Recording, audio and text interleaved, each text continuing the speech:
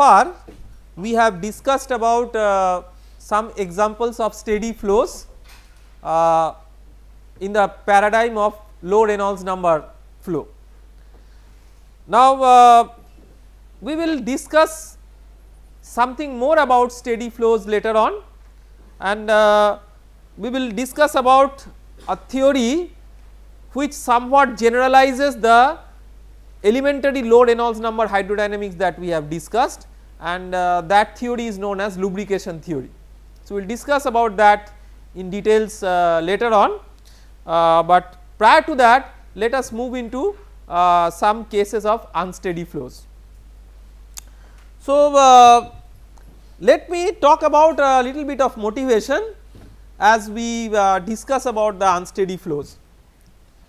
So, when we discuss about unsteady flows, remember that whatever we are discussing here is in the broad, with the broad motivation of studying some examples related to microfluidics.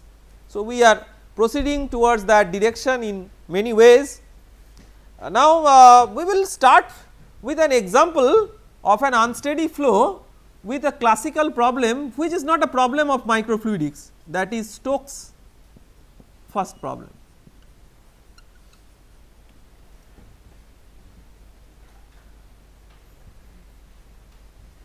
So, the Stokes' first problem is something like this. You have a solid plate and there is a fluid over the top of the solid boundary. This fluid is initially stationary. Now, you suddenly pull the plate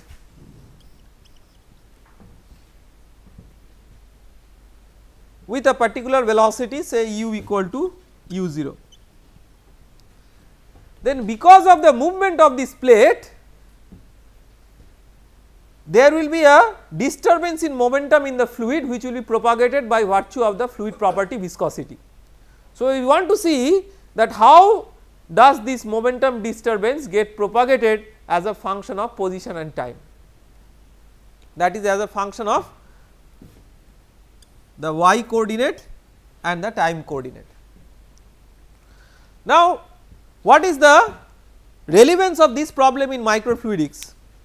See, this is not a microfluidic system, in fact this is not a confined system. Now, in microfluidics there are several effects which come into the picture. One possible effect is the effect of confinement, that is if you make a plate coming on the top of this plate with a small gap between the two plates, then it becomes a confinement. So, the question is that how does the confinement affect the flow? To understand that, we will first solve this problem when we will consider that there is no confinement. See, if we want to understand what is the effect of confinement, first we have to study that what is the scenario when there is no confinement, and then in the next problem that we will be solving, we will put a plate at the top of this one. So, this becomes a confinement, and we will see what is the difference between the results in the two cases, and that will give us an indication of what could be a possible effect of confinement in unsteady flows. That is one of the classical motivations. I will talk about some more motivation later on. So, as we proceed, so when we get a little bit bored with the mathematical exercise, we will talk about some practical motivation to compensate for that. So, let us start this working out this problem by writing the governing equations. So, let us assume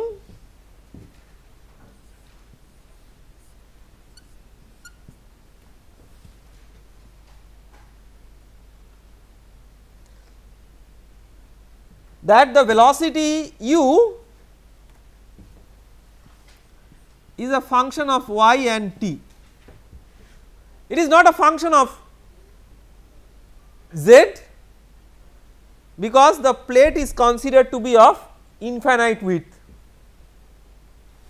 It is not considered to be a function of x, that is not fully developed flow to be in a literal sense, because fully developed flow we generally talk about in the context of internal flows, that is flow through channels, pipes and all this, but the notion is similar, that there is a translational invariance. That means if you want to look into the velocity field at this location, the same velocity field will be repeated if you go to a different axial location.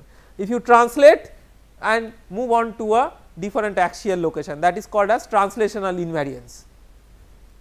So, with that u is a function of t and y, or y and t, whatever. So, this is equal to, so the left hand side of the Navier-Stokes equation will have this unsteady term, remaining terms will not be there, because u del u del x plus v del u del y, if del u del x is equal to 0, and as a consequence from the continuity equation v is equal to 0, that we have already discussed. So, that means the remaining terms, if u is not a function of x, the remaining terms are not there, but unsteady term is there. That is the basic difference between the previous problems and this problem, that there the unsteady terms were not there, now the unsteady term is there. And because of the length scales involved, the dominant viscous term is the viscous term which is mu del 2u del y2. The x length scale is being much greater than the y length scale, this term is dominating as compared to the gradients along x. There is no pressure gradient, because it is like an infinite flow medium where it is subjected to like uniform like atmospheric pressure from all sides. So, it is a open problem. Now, of course, I mean you can artificially impose a pressure gradient on this, but just like a flow over a flat plate, you have the flow is acting, flow is being subjected to a 0 pressure gradient, that is also very similar to this. Now, as we can clearly see that the problem is dictated by the kinematic viscosity. So, mu by rho, we can write this as nu, and the problem is dictated by the kinematic viscosity. So, here what will be the time scale? The time scale will be, we have discussed about 3 possible time scales: the advection time scale, the diffusion based time scale and the forcing based time scale. So, here what will be the time scale? It will be the diffusion based time scale, because you can clearly see that these two are competing with each other. Now, there is a time scale associated with the problem, but there is no natural length scale, right. There is no natural length scale involved. So, why is there no natural length scale involved? Because there is, it is not in a confinement. If it had it been in a confinement, the height of the confinement would have been the natural length scale, but it is an unconfined medium. This is like in, this is extended up to infinity. So, there is no natural length scale, but it is important to figure out that what could be a possible natural length scale based on the time scale. So, what is that length scale? Length scale means the distance up to which the effect of this movement of this plate will be felt, right. So, question is that on which factor is that distance related? One of the critical factors on which it is related is time, right. So, if you allow more and more time, more and more fluid in the outer layer will feel the effect of the plate, right.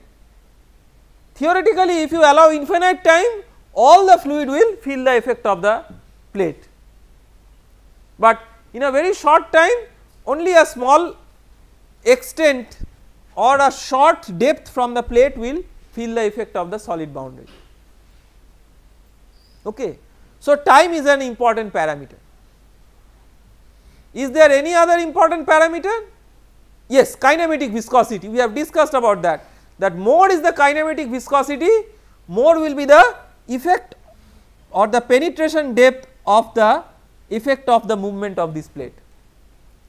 So, the length scale up to which the disturbance due to the motion of this plate will be felt should be increasing with time and should be increasing with kinematic viscosity, but exactly how? To understand that, we will make an order of magnitude analysis of this equation, very simple analysis. So, what is the order of magnitude of this term? U reference is u0 by T reference. This is of the order of nu u0 by y reference square. So, y reference scales with square root of nu T reference.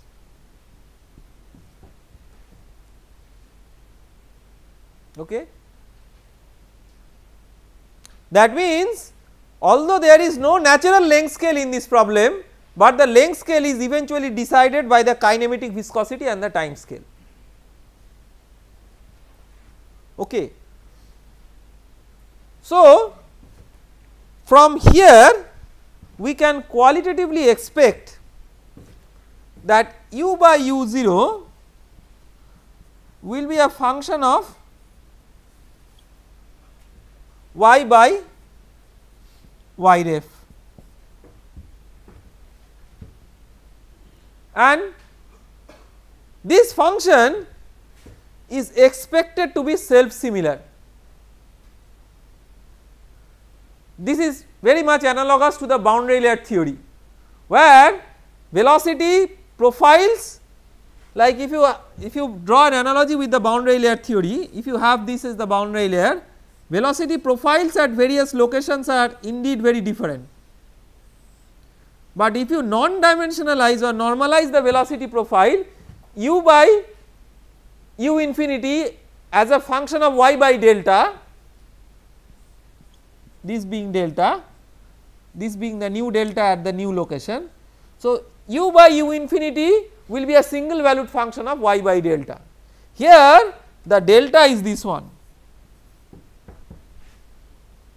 that is the penetration depth, just like the boundary layer.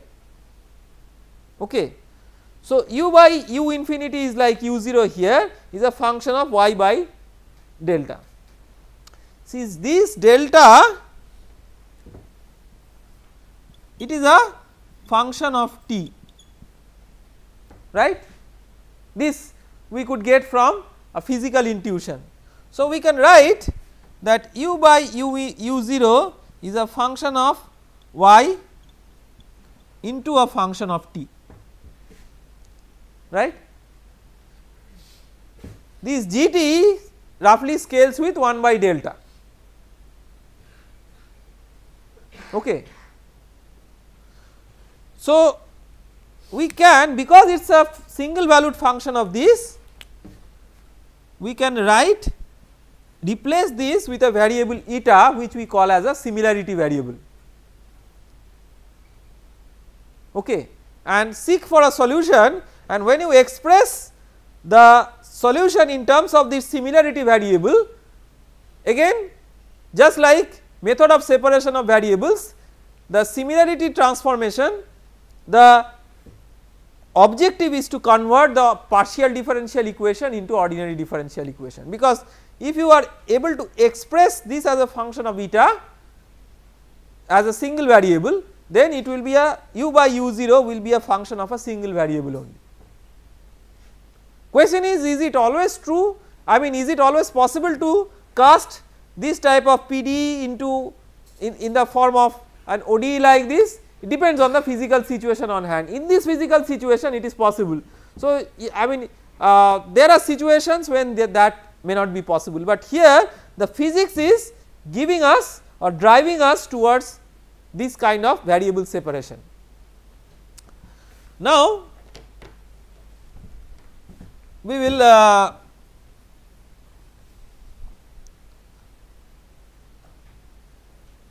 proceed with the solution of this problem.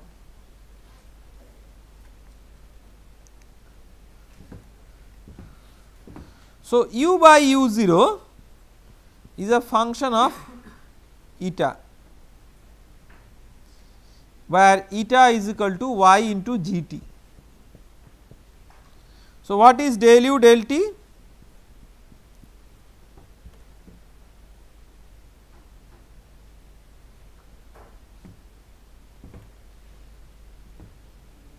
u0 df d eta into del eta del t, right, using the chain rule.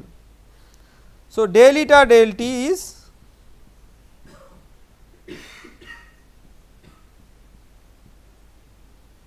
y into g dash, right, where g dash means dg dt.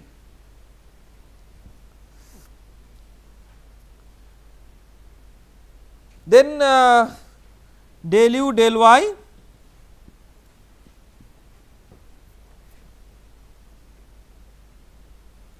del u del y, why we require del u del y? Because we need to evaluate this term. So, del u del y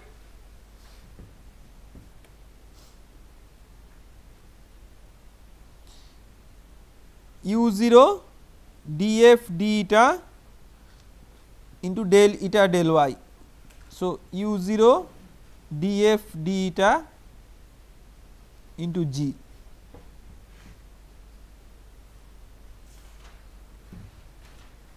So, what is the second derivative?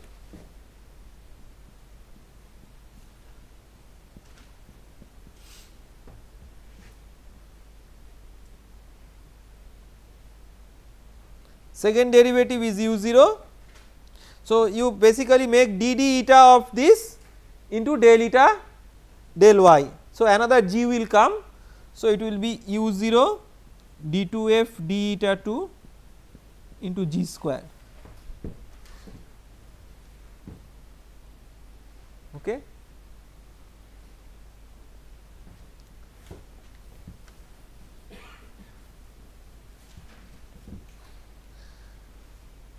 So, let us then write this equation del u del t, that is u0 df d eta to y g dash is equal to nu del 2u del y to nu u0 d2f d eta 2 into g square. And what is y? Y is eta by g, right. This y is nothing but eta by g. u0 gets cancelled from both sides. So, g dash by nu g cube is equal to d2f d eta 2 by eta df d eta.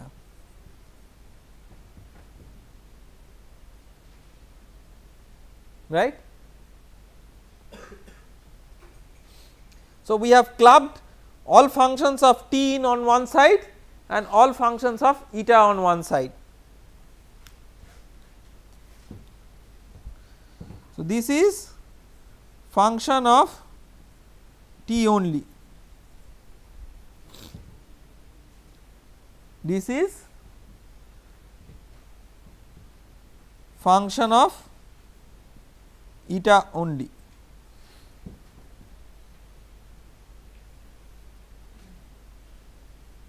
So, these two are the same only if each is a constant.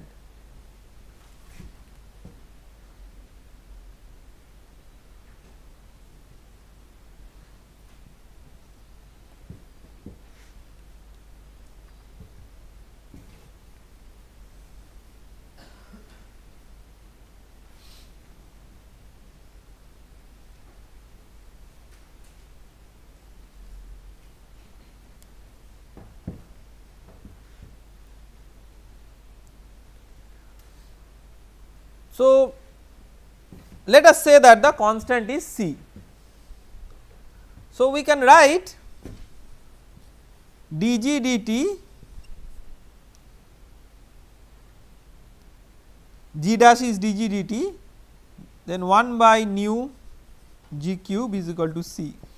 So, g to the power minus 3 dg is equal to nu c dt. So, g to the power minus 2 is equal to by minus 2 is equal to nu c t plus c 1.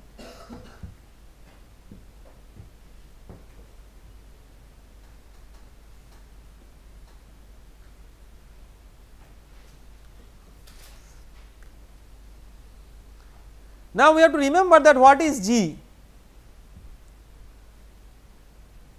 So, g is what? G is 1 by g is the penetration depth at a given time, right. So, at t tends to 0, what is g? At t tends to 0, the penetration depth is what? The penetration depth is what? 0. So, g is 1 by the penetration depth, that will tend to infinity. So, at t tends to 0, g tends to infinity, that means C 1 will be 0.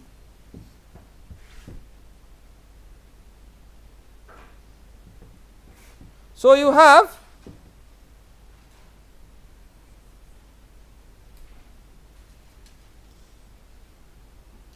g is equal to 1 by minus 2 nu c t square root.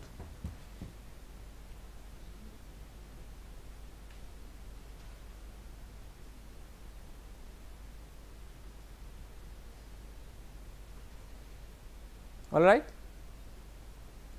So, you can see, so this is the beauty of scaling analysis. Say a rigorous mathematical analysis has given rise to this form of g, but you could tentatively get this form without going into this mathematical analysis, simply by scaling the two terms that are appearing in the governing differential equation. So, you will clearly get that g scales with 1 by square root of nu t. Remember that g is 1 by y reference.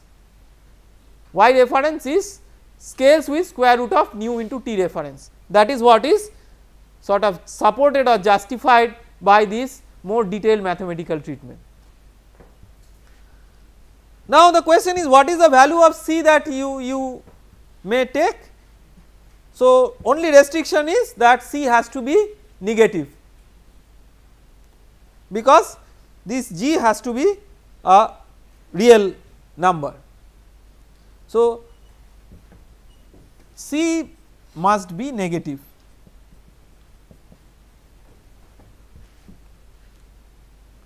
So, what is the typical choice of c? So, that depends on convenience. So, you may choose, for example, c is equal to minus half or 2, minus 2, like that, so that you know the square root business goes off. So, as an example, let c is equal to minus 2.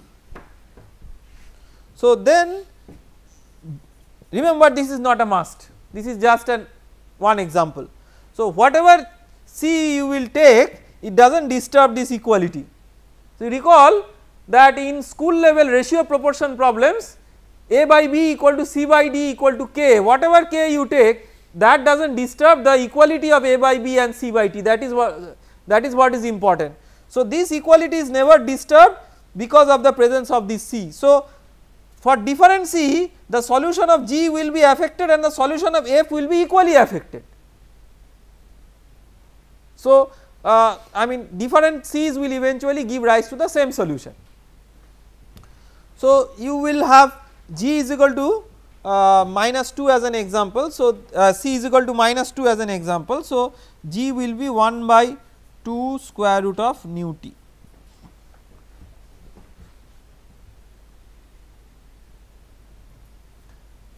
This is about G.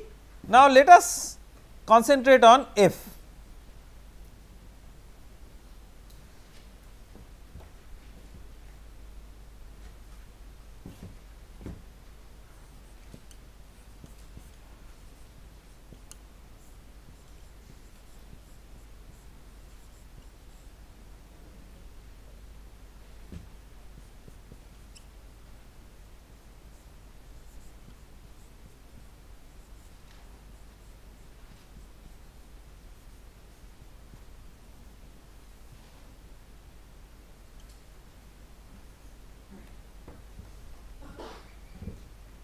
Okay.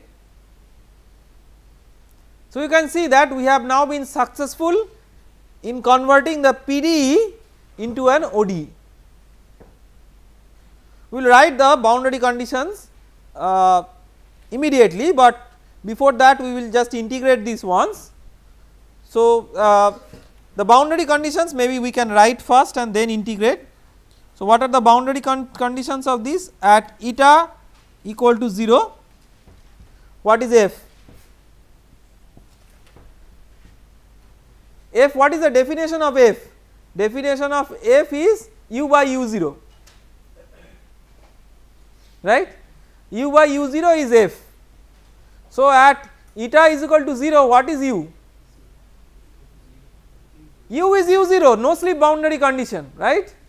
You have to be careful. Here the plate itself is moving. So, no slip boundary condition does not mean that the fluid is stationary. It means the fluid is stationary relative to the solid boundary, right. So, if the solid boundary is moving with a velocity u0, the fluid will also move with the same velocity u0. That is what is the no slip boundary condition. So, if u is equal to u0, then what is u by u0? 1. So, at eta is equal to 0, F is equal to 1, and at eta tends to infinity, F will be 0, because far away from the plate, effect of the disturbance of the plate will not be felt. So, the velocity will be 0.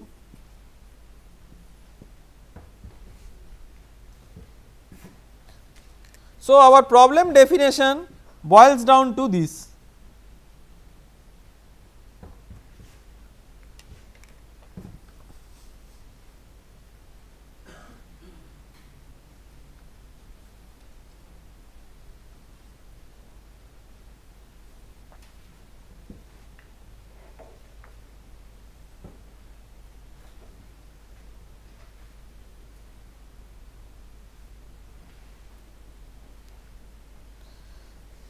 Now, to solve this problem, I mean it is a very straightforward solution.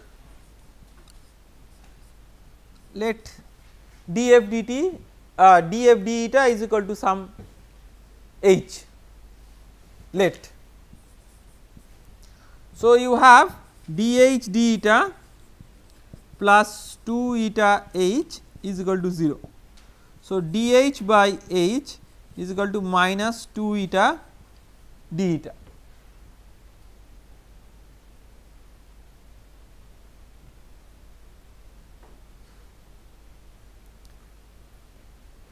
So, ln h if you integrate is equal to minus eta square plus ln of C2. We have already used a constant C1 for this problem. So, let us give it a name C2. So, h is equal to C2 into e to the power minus eta square.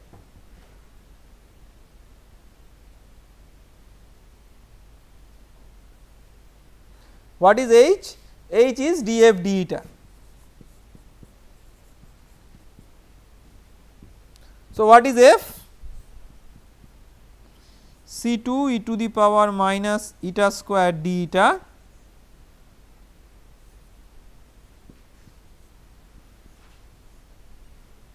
plus C3.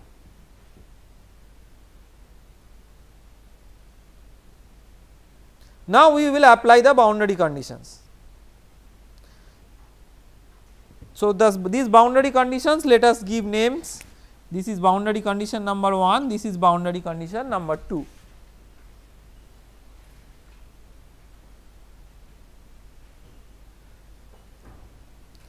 So, the boundary condition 1,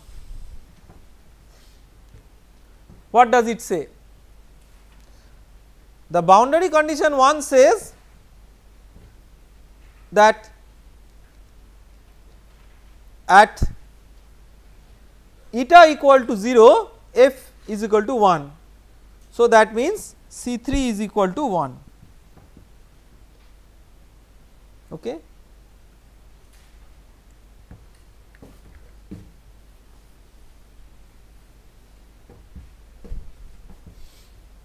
So, you have f is equal to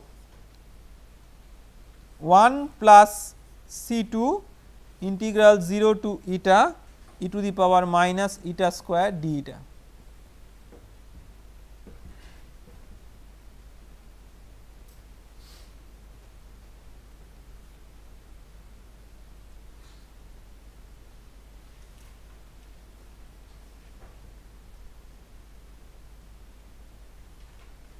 Okay. Then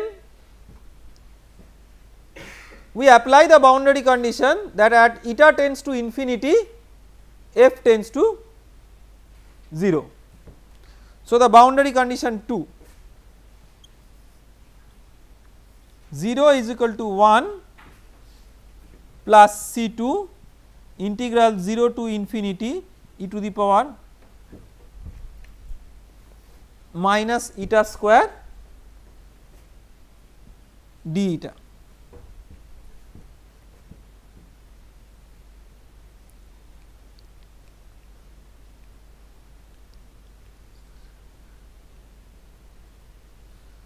Then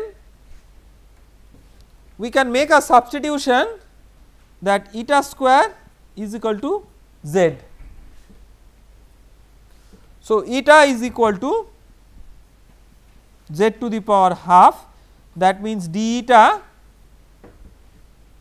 is equal to half z to the power half minus 1 dz.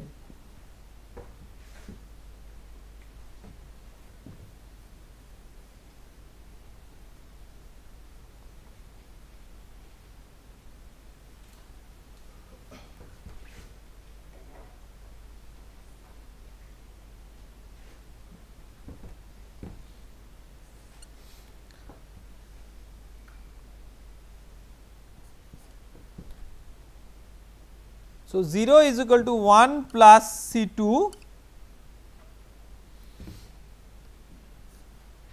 by 2 integral 0 to infinity e to the power minus z into z to the power half minus 1 dz. By definition, 0 to infinity e to the power minus z into z to the power n minus 1 dz is gamma of n. So, this is gamma of n is equal to half, gamma function of half, and gamma half has a value of root pi.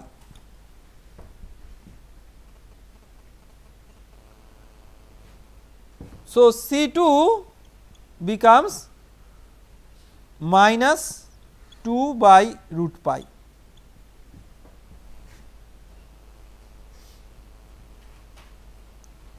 So, f becomes what? 1 minus 2 by root pi integral 0 to infinity e to the power minus eta square d eta, right.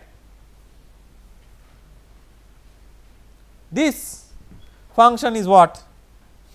This is the error function of eta, ERF eta. Sorry, 0 to eta, right, not 0 to infinity, yes, 0 to eta.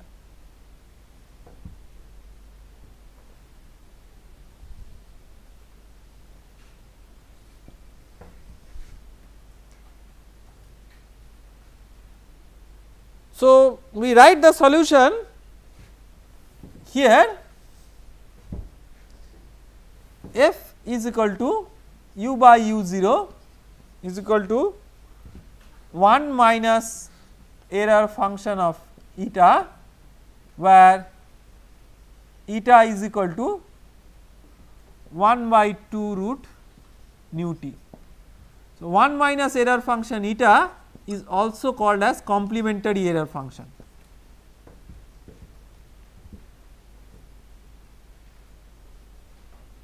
ERFC. So, that completes the solution of the Stokes first problem. Now, how will the velocity fields vary?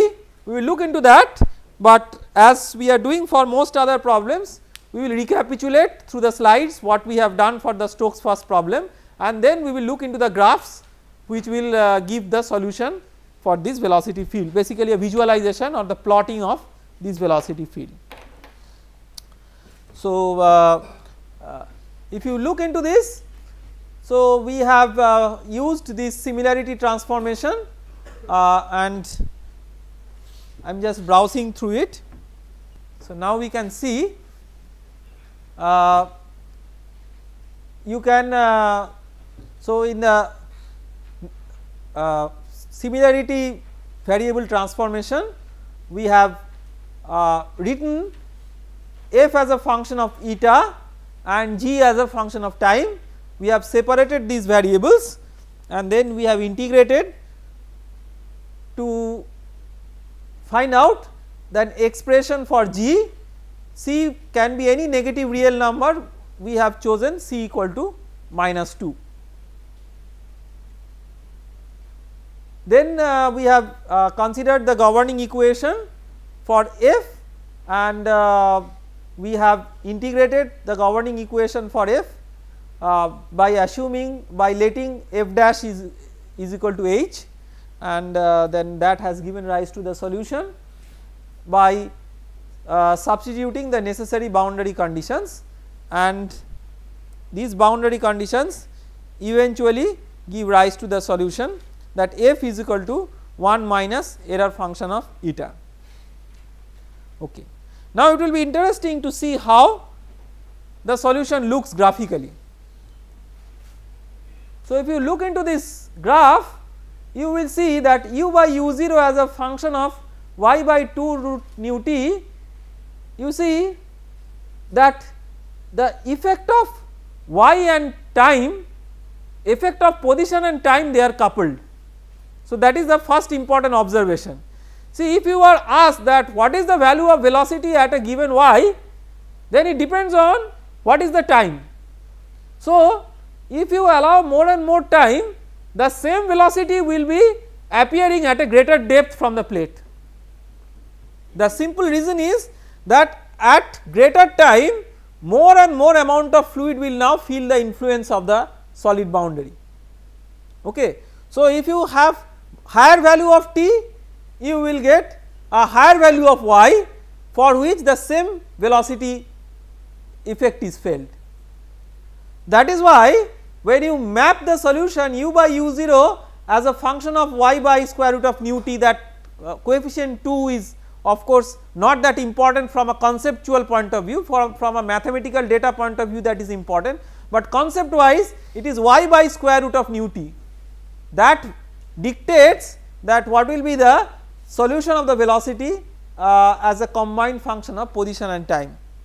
Now, if you are interested to plot the velocity in a dimensional plane, not in a dimensionless plane, so that is shown in the second graph, where you plot for some problem u as a function of y for different time. So, you can see, so look at these extreme diagrams, extreme curves. So, the first one, say this is for a short time, t is equal to 0.1 second.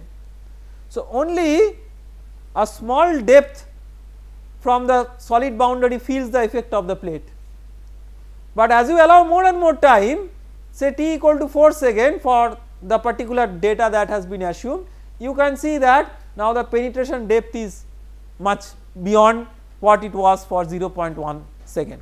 So, the penetration depth becomes more as you allow more and more time, and it depends critically on the kinematic viscosity. If the fluid has a greater kinematic viscosity at a given time, the penetration depth will be more. So, that is what we have learned from the Stokes' first problem. Now, the thing is that this problem is very interesting and classical. Now, how can we relate this problem with microfluidics? So, we will consider a problem which is a little bit deviated from the Stokes' first problem, but has some kind of notional relevance with that.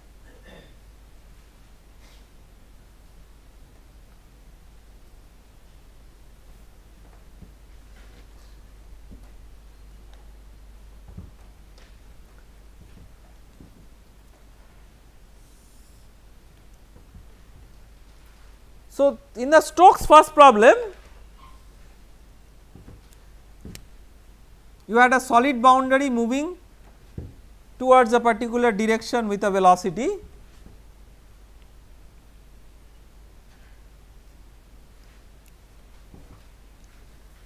Then what we do is that to consider the effect of confinement, we put another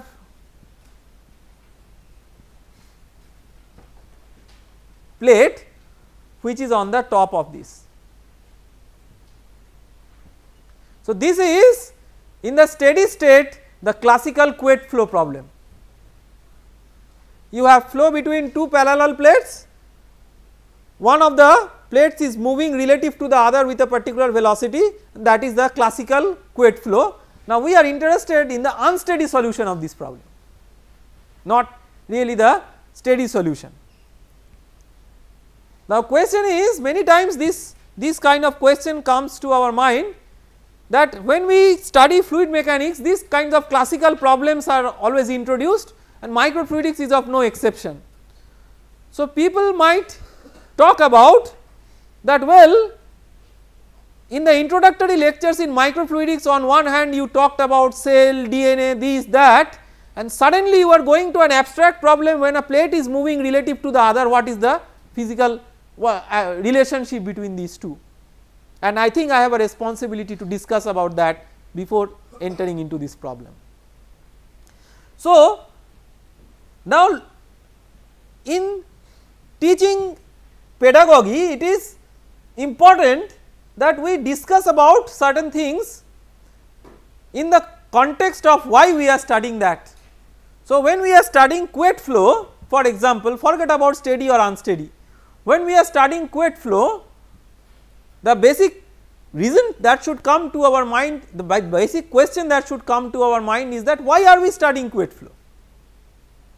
That relevance should be brought in. When we are studying a Poiseuille flow or Hagen-Poiseuille flow, that motivation is very clear, that you have a pressure gradient driven flow, and you in reality in engineering systems you may have a pump to drive the flow.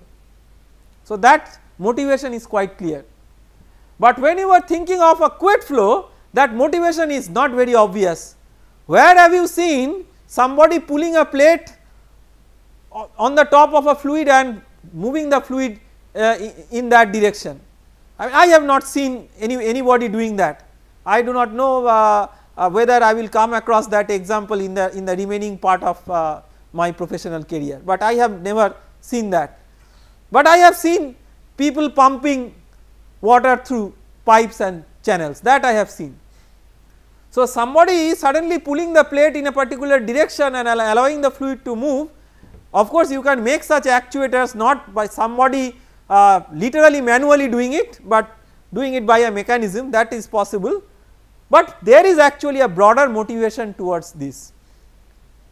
So, when we work out the steady state solution of this problem, you will see that the shear rate, like if you set up your x axis in this direction and y axis in this direction, the shear rate will be u0 by h,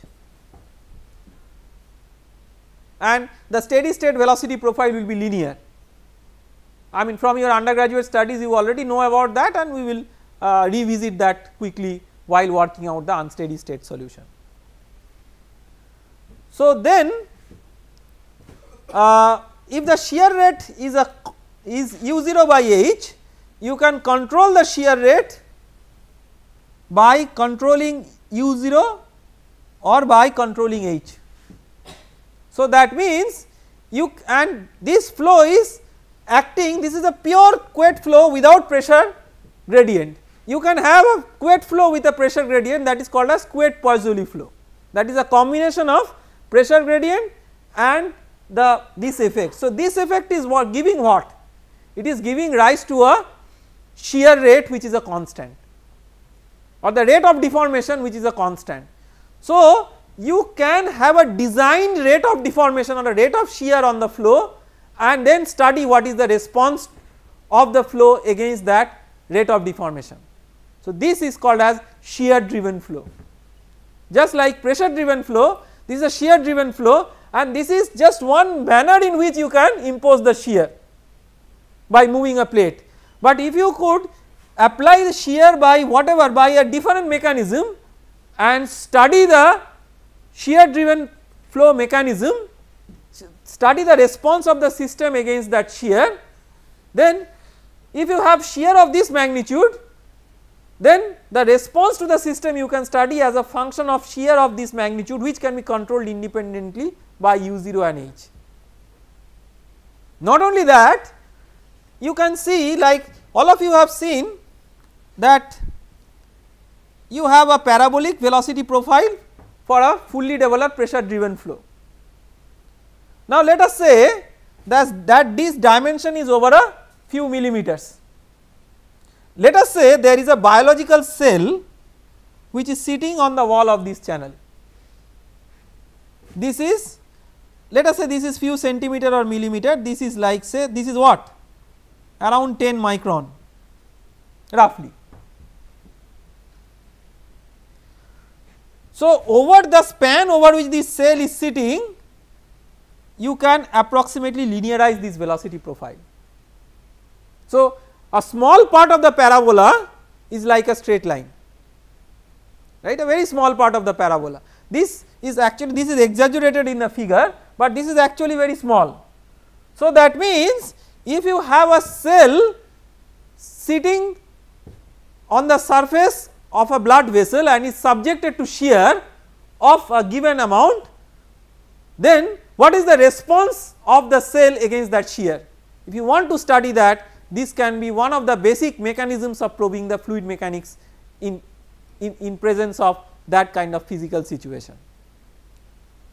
Okay. So, you can see, just I just wanted to, I mean I can get into deeper discussions on this, but we will not spend much more time on this before getting into the mathematical analysis, but my whole objective of telling this is to convey this information to you, that whenever we are doing mathematics for solving a problem, never try to think that we are doing mathematics for the sake of doing mathematics. So, we have to keep in mind that there is a broad picture in mind, and the broad picture is a very complicated picture. To get the essential physics of the broad picture to begin with, we can simplify the problem to a considerable extent and study the essential simplified problem of relevance, and that is one of the motivations of studying the Couette flow. Now, the governing equations are still very similar as the previous problem, right, because putting a solid boundary at the top does not change the governing equation, it changes the boundary condition. So, the governing equation is still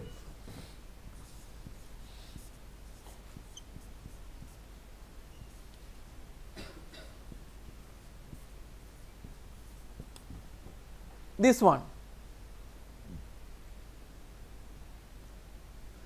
But what is the most fundamental difference between the previous problem and this problem? Right, the length scale. In the previous problem, there was no natural geometrical length scale, the length scale was a function of the time scale. Now, here there is a natural length scale which is the height h. Still, one may argue, see these are deeper and deeper discussions, I am trying to get into these and to ignite ideas in your mind. Now, you have seen the solution of the Stokes first problem for very short time.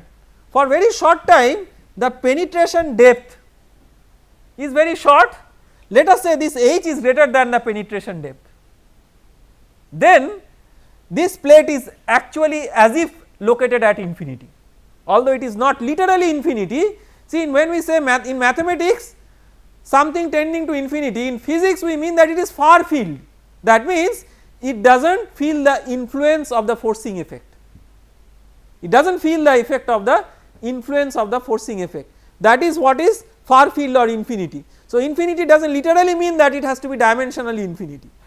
So, it may so happen that the penetration depth at a given time is shorter than this H, but in a microfluidic situation we are not going to practically encounter such a situation, because for the practical times whatever we will be considering, the penetration depth will be greater than this micrometer dimension typically, this is a very short dimension. So, in microfluidics that we are interested about studying this problem independent of the Stokes first problem, provided this H is the natural length scale, otherwise it becomes the Stokes first problem itself. So, with that motivation that we want a separate grasp of this particular problem, we consider that H is the natural length scale. So, what is the, so if we do an order of magnitude analysis for this particular problem, what is the order of magnitude of this? U0 by T ref. What is the order of magnitude of this? Nu U0 by H square, y ref square is H square. So, T ref is of the order of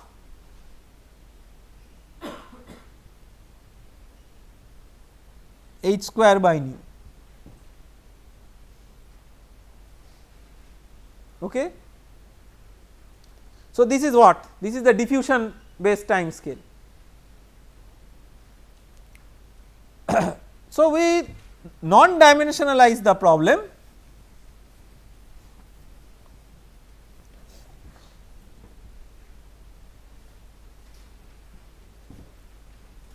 We non-dimensionalize the problem and write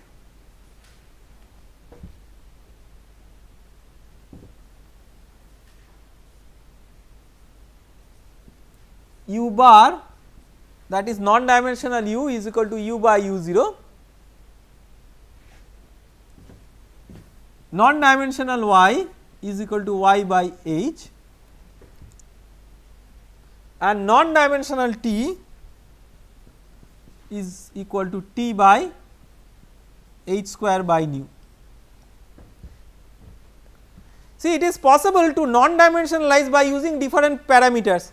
You could use here an advection based time scales also to non-dimensionalize, but if you use the non-dimensionalization parameter as the correct physical parameter, then the solution gives the correct physical meaning directly, otherwise it needs further interpretation. So, now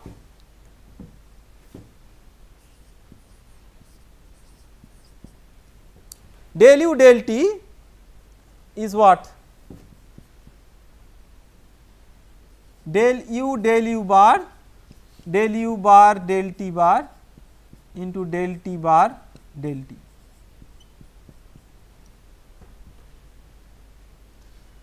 So, u bar by this is T ref, in short we are writing this is T ref,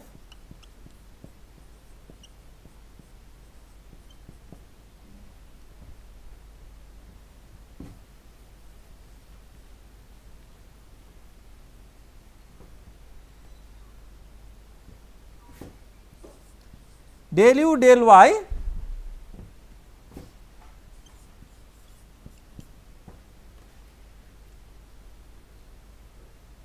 what is del u del y? Del u bar into del u bar del y bar into del y bar del y. this is what? So, this is u 0 by h into del u bar del y bar.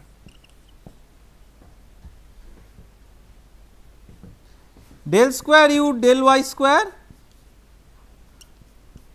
is basically u 0 by h square into this. Another differentiation with respect to y. So, if you write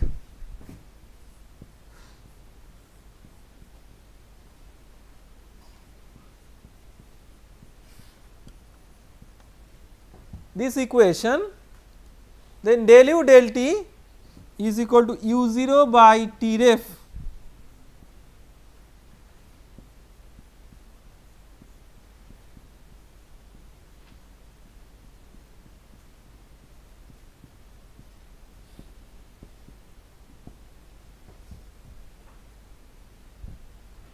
okay. U 0 gets cancelled from both sides and t ref is h square by nu, right. So, you can cancel t ref h square by nu. So, we will get that equation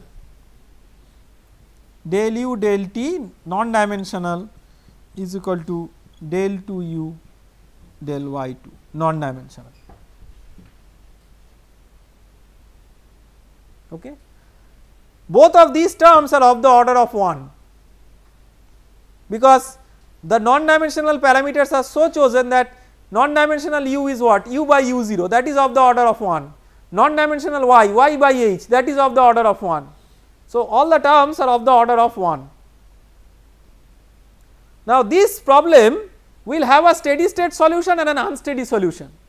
When will the unsteady solution be irrelevant? The unsteady solution will be irrelevant theoretically when we go to t tends to infinity. So, at t tends to infinity we will get the steady state solution, which is the solution for the Couette flow.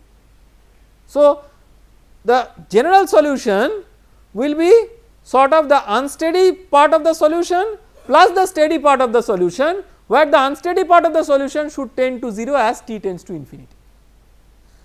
So, we will work out the steady state solution, separate it from the unsteady solution and then separately work out for the unsteady solution, which should asymptotically vanish as t tends to 0 infinity.